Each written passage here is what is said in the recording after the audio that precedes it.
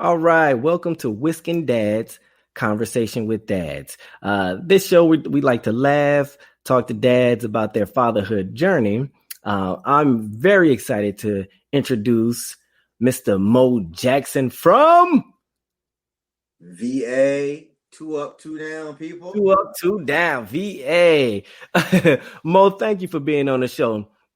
Now, Mo, I noticed when we talked earlier offline here, you are a big fashion connoisseur and you have some habits that you're proud of that what makes you you.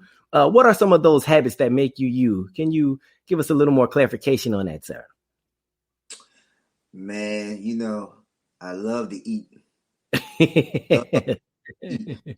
Whenever I'm out and about and traveling different states, different parts of the city, I'm always going to try new foods, different restaurants. So a way to me is to my stomach. So always trying to find new, trying to find something different. I always like variety in my life, man. Nothing wrong with that. I'm Nothing wrong with different. I like to be different. That's just me. So if it's there, I'm gonna try it. I'm a big food. I like the Food Network. So I'm you like to looking for places. If I see something on TV, if I'm going to that area, that state, I'm gonna look to see. I'm gonna try it myself. I'm gonna see if I can find it. Now, seeing that you're super adventurous, because you did say if you're gonna try it. Now, what have you tried that didn't please the palate? Was it anything? Have you tried like alligator tongue? Anything crazy like that? I tried rattlesnake. I tried the calamari. I can't. It's just too chewy for me. I've had shark nuggets. Octopus.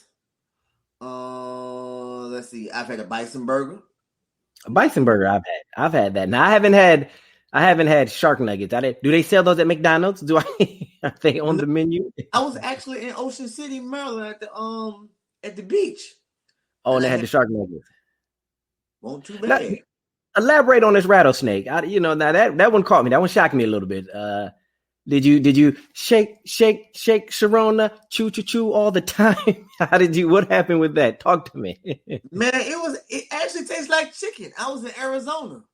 Everything tastes like chicken, Mo. I tell you, it was quite tasteful. It wasn't too bad. The meat was tender. It wasn't bad, man. It was, I wouldn't knock it. I mean, I didn't even know for real until the guy had bought it. He said, "You know what you're eating?" I said, "No, what is it? It's rattlesnake." And it's actually a real popular thing out in Arizona, rattlesnake. Rattlesnake. Well, probably come a plethora. You just go out in the backyard, catch them, and take them to your local restaurant. It was quite tasteful. I mean, and of course in the country, the deer meat and all that stuff, so. But yeah, I'm always looking, and I'm a big fan of seafood. So yeah, I can see. You see it, you gonna eat it, Mr. Rattlesnake. I ain't gonna knock it till I try it, and if I try it, don't like it, I scratch it off my list. So, I mean, I can't say I don't like it till I try it. So that's it.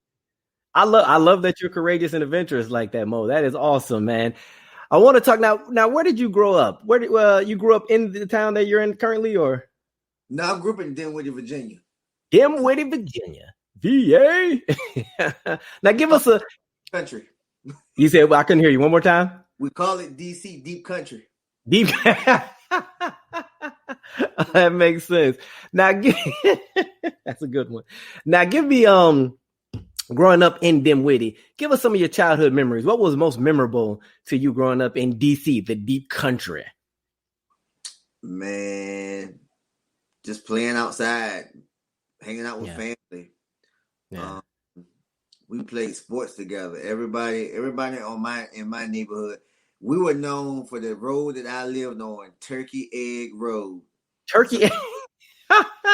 It gets better. Turkey Egg Road in Deep Country. Yeah, absolutely. So everybody when I meet people and I tell them what the name of my road was, that's how they remember me, because the name of the road. It's spelled just like you said, Turkey Egg Road. You guys, so it's safe to say you guys had Thanksgiving and Easter on lock.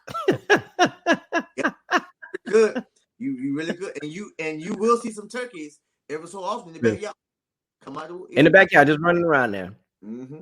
Now, when you were growing around playing there, I'm sure, give us about when you were a kid and playing. Did you go to like the fairs, town fairs, and things like that, or We had what was there about growing up with you there? Other than the other stuff, did you have any like neighborhood friends that you kind of grew up with, or anything of that nature? absolutely. We did everything together. We grew up playing in the backyard. We played sports together. We grew up. We went to school together. We did almost everything together. I mean, we went to each other's houses, video games, man, you named it. We got in trouble together. That's We did it. our families knew I mean, everything. You name it. Driver's license together. We did everything together. We were So family. now I have to know. I just have to know, right? Because since you're in the deep country, nearest house, what's the closest proximity? 8 miles from each other? How deep? No, you go out your door to the left and right. Your neighbor's right there. Okay, so you're not too deep in the country then. You're not secluded. No, we won't Just spread out. We were right next door to each other. fantastic. So now with you, and the reason I ask these questions is because I wanted to get to now with you. You are a father of one. You had, I think, in 2011 you became a father, correct? May 22nd. Yep. Yeah. So now, just in raising your child, do you notice any similarities from when you grew up, or has it changed a little bit? Do you had to adjust a little bit to your parenting or parenting and upbringing from your upbringing? Big change, big difference. I would say that my child today would not make it growing up the way I did. Let me say that, because the way my parents raised me, he wouldn't have survived. Because my parents, old school versus this new school way of parenting, nah, Not so much. he wouldn't have made it. Because old school, it was that tough love, but also you had that structure, and they believed in that corporal punishment as well to show you, no, this is my house, my way. You don't question what I tell you. This new Right. thing, you have to, teach a little bit, educate, talk more, timeouts. Was listening, right? And you listen and getting a better understanding of your child. I get that. Verification type parenting. So no. I mean, it's you got to have more patience these days than back in the day. Yeah, I can see that. I try to incorporate a little bit of both. Okay. Now, so good. I mean, that's good. But see, that you've learned and you adjusted towards the time. That's a sign of a good parenting and being a great dad, right? Adjusting and getting to know your children. One of the things I want to talk about, let's go back to with the moment you found out, right, that you were going to be a father. Can you take us back to that moment, the feeling you had inside? Was it told to you? Did you have one of those? Now everybody does the gender reveal party. They just raise the bar every time I see one. Right. I got a phone call, and of course I got a text message of the pregnancy test. Yeah. that was how I initially found that his mom was pregnant. Didn't find out the gender reveal. I didn't want to know until he came here. Pretty much I went to all the doctor's appointments. I was excited because parents always wanted, when you gonna make me when you gonna give me some grandkids. I had to hear that whole speech, because I've often, a lot of my friends that I grew up with, they had kids, I had to hear their stories and what they were doing. I watched them interact with their kids. So, and me, I was enjoying life. I wasn't in no rush, but when it happened, it happened. But and you were excited.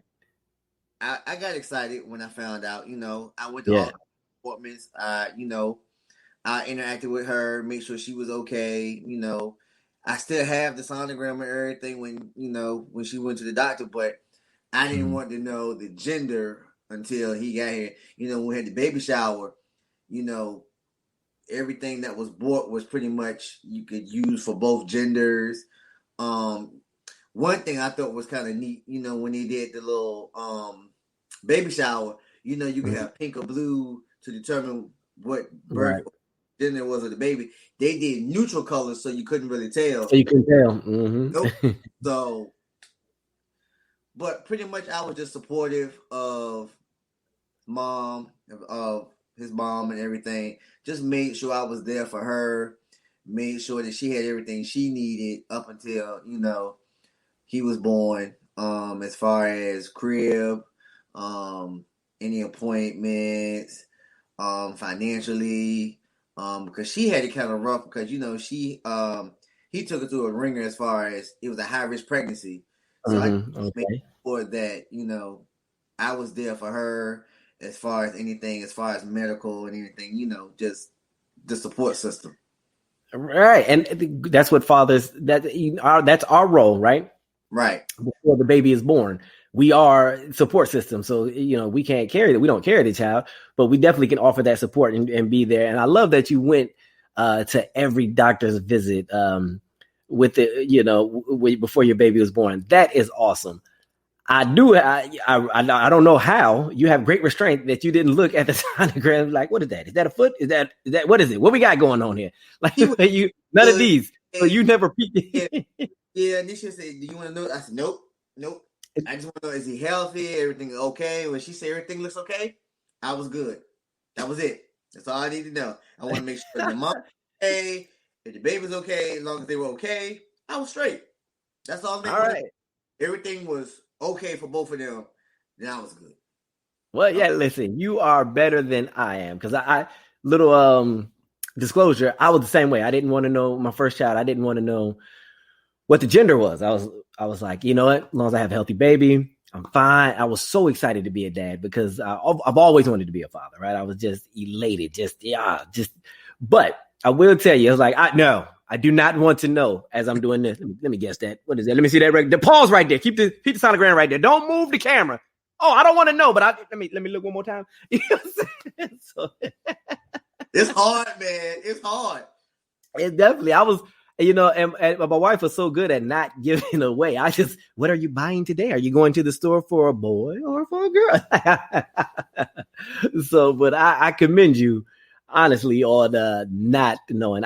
We were like 2 weeks away before I found out. My wife's sister-in-law gave it away when she sent the text, and she gave it away. Or no, she actually gave it away on Facebook. She was like, "You're going to be so happy with your boy." I was like, boy, then she tried to or girl. I was like, no, you've given it away. Now take us back. So when you first, as we alluded to earlier, your son was born in 2011. What was the first thing when you first saw your son, when he came out and you picked him up, just what were some of the things going through your mind at that moment? I'm gonna be broke.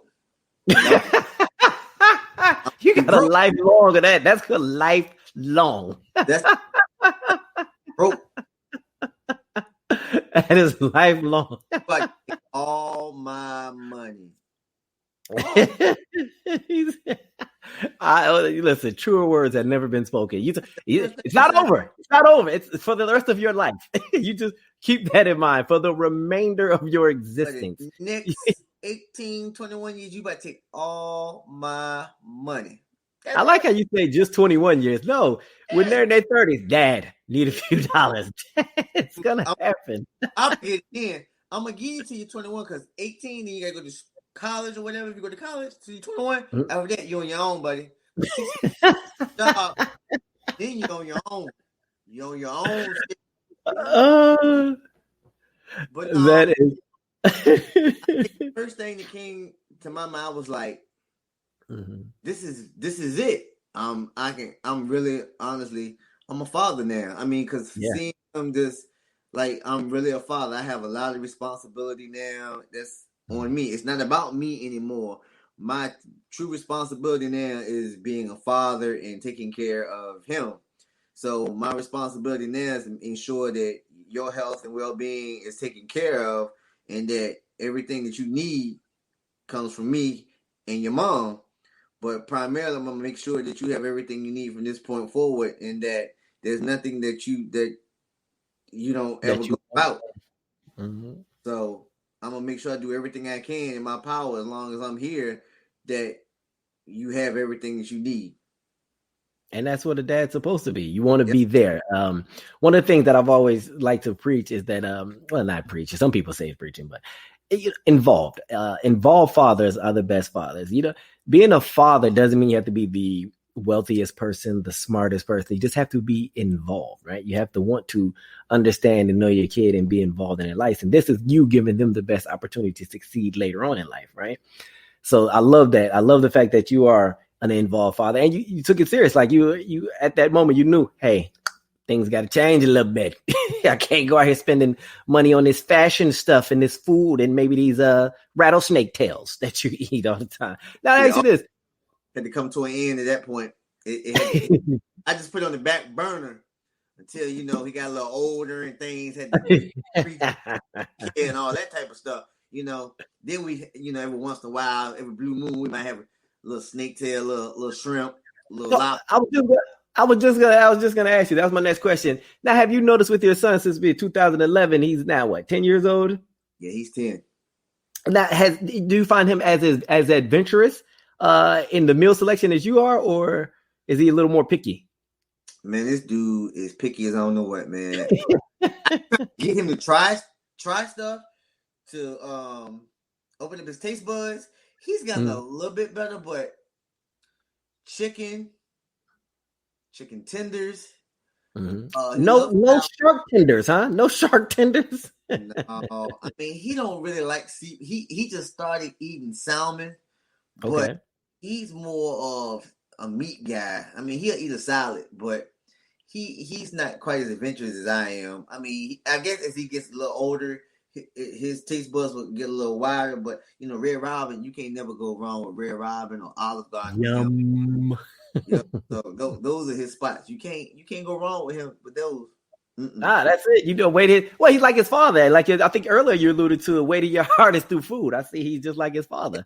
He like fast food. I don't like fast food. I don't. Now see now Chick-fil-A is his favorite fast food restaurant, but he'll eat McDonald's. I haven't eaten McDonald's in years. I never eat that. I won't say that I just had McDonald's prior to this show, Mo. You can catch me there all the time. It's in my budget. No, sir. It's in my price range. Now, take us back to after, when you left the hospital, were you, I have to ask this because I know how I was.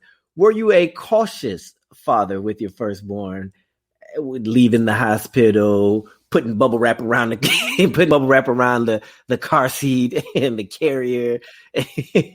How was that drive home, though? I was the worst. I think I was the third lane driving maybe 10 miles per hour. I didn't even go speed bumps. I was looking around. The baby's okay. I was asking his mom, is he okay? Am I driving too slow? Am I driving too fast? I mean, just every 10 minutes. I mean, I was the worst. It took me for the longest, even though he was a newborn, it took a while for me to feel comfortable even staying home with him by myself. Really? That's interesting. Because I wouldn't mind. I love spending time with him. Now I would spend time with him and feed him and change the Pampers and all that. But I guess it was me and feeling comfortable staying home with him. It was something I had to build myself up to because he was a newborn, and I had to. I wanted to get my routine together to be able to feel comfortable to handle him on my own, which I didn't know if I was ready yet or was it something me. I mean, but he wouldn't go to sleep without being able to lay on my stomach, on my chest. That was the routine. Dad bonding him, yeah, because I mean, he wouldn't go to sleep without doing that. That was his way of going to sleep. Dad bonded. That's awesome. I love that. So now I'm glad that you said that. That brings up a very interesting point. So as fathers, right, there's no handbook for us to become fathers. Now, who are some of the people that you kind of leaned on? I know you said earlier, you alluded to that you had some friends that were all your friends had children. Were some of those guys people that you spoke with and leaned on just to kind of get because no child is the same, but just to get some insight and information on, hey man, this is what I'm going through with parenting. Do you have that structure or that support system, or did you build that up over years? Some of it was trial and error. Yeah. My parents, Mm. his mom, we Mm. worked through a lot of it together. Mm. Her parents, um, and yeah, a lot of it was through trial and error, and some of it was from the doctor. You know, Mm. But you pretty much. seek that information, which is good, because it's like on the job training, right? Being Mm-hmm. a parent, and not even a father, but a parent is the hardest job you'll ever love, right? Mm-hmm. There are no 2 days that are the same. What made your child happy one day will not make your child happy in the next 5 minutes, right? And you're like, I just come on, man, I just shake whatever. So it's good that you had that system and that support system that you went to. And I love that you worked with the child's mother. Like, how can we figure this out? Because we're in this together. Just like dads. Dads are all in it together. Now with your father, because I know your father had to be proud that you were, a father, and then you had a son. Now it's three generations of Jacksons. How did he respond when you and your mother as well? I want to start there, but I know you had that special bond with your dad, and with I recall the 3 generation thing. So how did your father take to that, especially when he knew he had a grandson? Oh, he was the main one excited because Mm-hmm. me being the only child in our household, he was like, Mm-hmm. you gotta have a son, keep the bloodline glowing because without a son, we can't keep the bloodline going. Me, I was just like, it didn't even matter to me because as long as the child is healthy, that's all that Right. matters to me. But him, bloodline, was all that mattered. When he finally had a grandson, he was like, yeah, now the bloodline, you keep going. But I'm like, but if he don't have a son, you know, Yeah. it stops Yeah. with him. So, as long as the child healthy, it don't matter. You know, but That's it. he was happy. He ecstatic. So he took a picture with all of us, the past, present, and the future, Right. us Mm-hmm. together. So that was the best thing that ever happened to him. So him and my father have a great relationship. They go fishing together. Uh, That's my dad's favorite pastime. Fishing. You know, And I so love that he's bonding with his grandfather. Now, do you find yourself right with doing some of the things that your father did to you, or taught you, that you started doing it? So you're like, man, I'm just like my father here. This is crazy. You know what I'm saying? we're opposites. Really, you and your dad opposites? My dad loved fishing. Mm-hmm. He doesn't really like the fishing like that. He don't have the patience. Me and my dad can stay out and fish all day long, All day long. Yeah. because it's peaceful. He don't, Yeah. because he's still young. But Mm-hmm. I used to go fish with my dad when I was real young, about 7 or 8 years old. But Yeah. when you go fish, the fish is supposed to automatically start biting. No, No. you That's gotta only happy in video games. right. So no. Mm-mm. Then me and my dad have a lot more in common. He, like I said, times have changed. He likes to stay in the house, play video games, social Mm-hmm. media guy. He's a hands-on type Yeah. guy. Me That's and my dad can be outside all evening and be relaxing and enjoy. He's not like that. That's a new era, man. So it's different. It's harder now to get kids out because of social media, video games, like the things that you could do. I recall my little brother say, I would never forget. I was like, hey man, why don't you go outside and play basketball? He's like, I can just play that on a video game. I was like, well, this is true. You know what I mean? But you can, but are you getting the same experience? And they make graphics and games so realistic now. But I'm with you. I'm an outside guy. I love it. Like growing up, we used to drink out of the water hose, stay out all day, street light come on. That yeah, that was our thing. That was our thing. I know it is a different era with kids, but again, as parents, we're adjusting. So you're learning, you're adjusting, you're still being involved. Now, tell me some things about your son. Tell me about your son. What are give us some of the moments that I'm sure you've had those head scratching moments like this.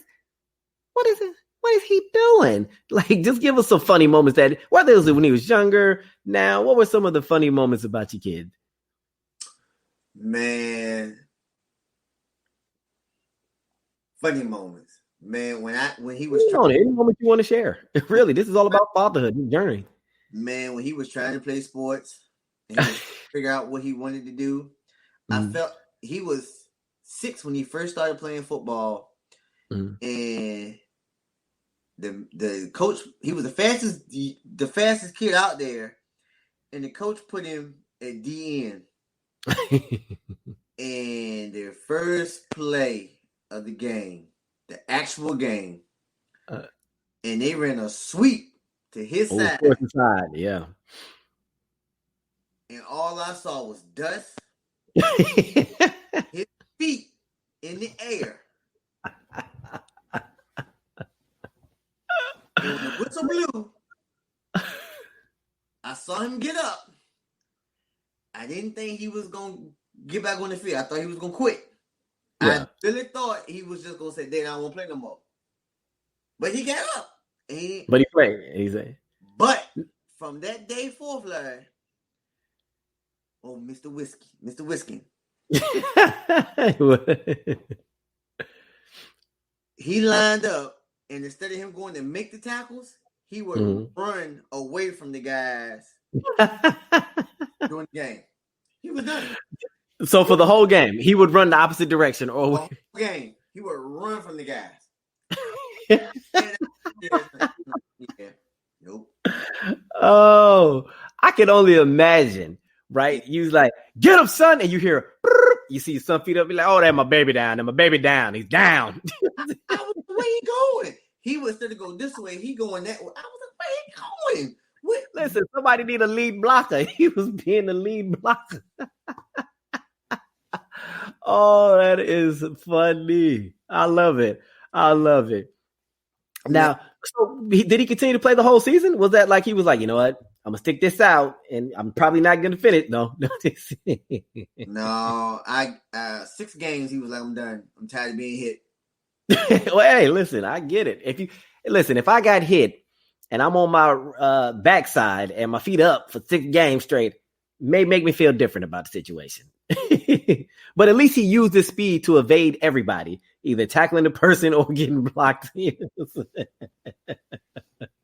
Now, did he find anything that he wanted to stick with, sports-wise, or was there anything? He's soccer? He's a soccer player. He loves things that are not contact. Now, I thought he was a little contact. Make martial arts his thing too, because he thought he could fight. and one day he tried me and it didn't work out. Oh, he tried you. Tried me. You know what? Listen, that's a rite of passage. That's gonna happen. That's a rite of passage. Listen, every child is going to try their parent, especially their fathers. Boys like to challenge their dad. They will, and so they will. That's a rite of passage, and it's gonna happen. It's gonna continue to happen until he feels he can take the throne, right? Like, "God, Dad," that's going to happen. So you need to stay in shape and stay ready. You always got to stay ready because that happens. With boy, it's a rite of passage. I can see it with my son now. He hasn't actually challenged because he's only 5. But you can see it's coming. He would try to wrestle and everything. So I started doing push-ups in front of him. I'm always ready, always. But again, I'm old. He gonna hear bone crack one day. He got me. I'm doing push-up, that elbow collapse. He know he has the upper hand at that moment.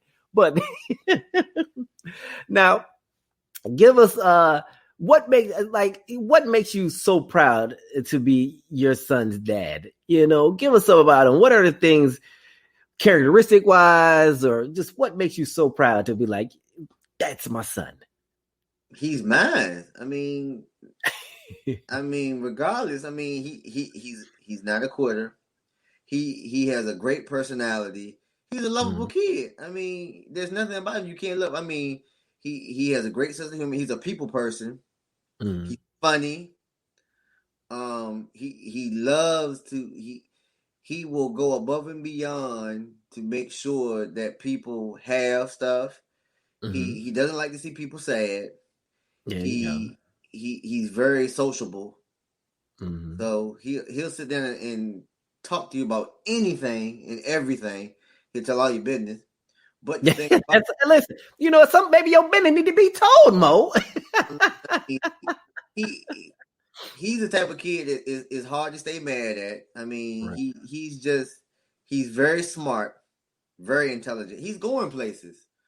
So I mean, I'm very proud of him. I mean, I love him to It's, death.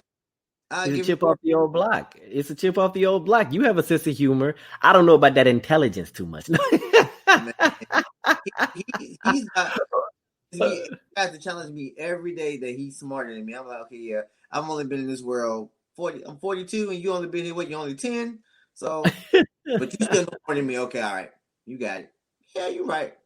But I mean, You have to love it. You have to love it. You have to love the fact that he's so proud of you that he, when they try to take that throne, it's because they're proud of you, right? They're so proud and they idolize you and they want to look up. They look up to you. They idolize you and they want to be you, right? And so that means you're doing a phenomenal job of leading by example, right? Like kids only look up to people that they inspire to be like, right? And you showing your support again, you being involved, which I can't express enough for all dads to definitely be involved and engaged with their children. I love the fact that you said you grew up with sports and your son not so much with sports, but that's okay, right? And you are into what he's into, and I love that. That just shows that you're doing a phenomenal job as a dad, right? mm-hmm. That's what I want. I love the highlight. That's what the whole Whiskey Dad is about. Is for fathers to come together, man. I know with me, I honestly love being a dad, man. Like I'm like that nerd dad. Like so, because I'm excited. My son's in kindergarten, right? So I tell everybody, I'm a kindergarten dad now. You know what I'm saying? I love it, right? There's nothing greater to me than being a father. It's hard. It's definitely challenging, especially when like my wife and I sometimes are on different pages about a lot of things when it comes to child raising, and we're on the page with some things, right? So and she's really good at when I feel like I'm not seeing things a certain way, but it's all a part of the process of becoming a father, right? Because one of the things I will say is that fatherhood and being a dad is lifelong, right? It's a lifelong commitment. It's a lifelong journey. It's a lifelong understanding. It's a lifelong caring. It's lifelong support, right? And giving advice. So with that, giving advice, what would you, Mo, give to future dads and even current dads, whether it be best practice, or what is advice you would like to give to future dads, current fathers, just dads in general, just because we're all in this together as dads. We all want to be great dads and raise awesome kids, right? And then we have a world full of amazing children, our next generation.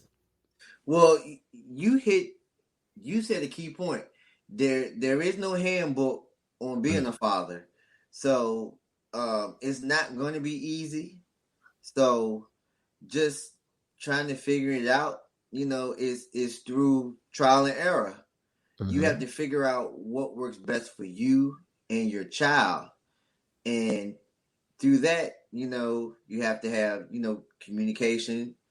You have to develop a system that works best for you and your child. I mean, that means you have to get your child, spending time with your child, doing things, and quality time is the only way I can tell people is the best way to figure out your child. If you don't spend time with your child, then there's no way in the world that you're going to be able to know what your child likes, dislikes, what they want to do, how they do things, what their favorite food is, what their favorite thing is, what's their favorite TV show. None of that unless you spend quality time with it and communicate with them.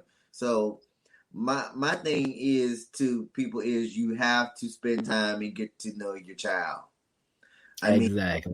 That's just the bottom line. I mean, people always come up with a million and one excuses of why.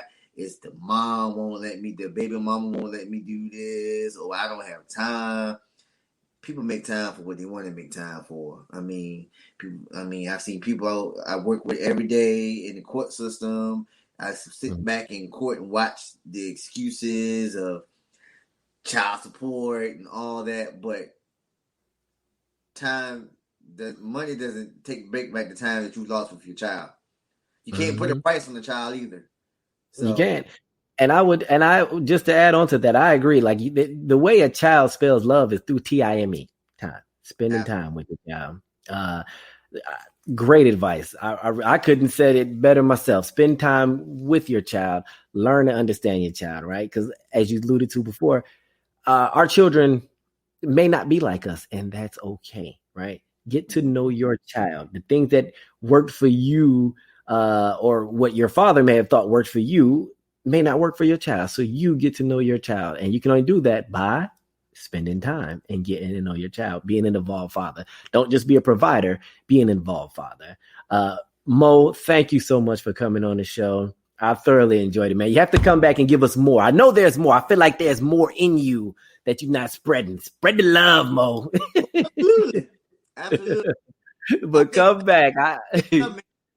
Because my plan is now is to try to at least take one trip a year or every other year with my son. I just took him to Disney this past summer. Man, you talking about a blast. Just to see a smile on his face when he lit up when he went there. Ooh, well, save that story. What we'll do is definitely we have to have you back on. We'll talk Disney, some more things, and we'll have some more fun. That's our time, Moe. Thank you so much again for being on Whiskey and Dads, a conversation with dads. I thoroughly enjoy speaking to you, man. All right, man. Take it easy. All right. Have a good one. All right, now.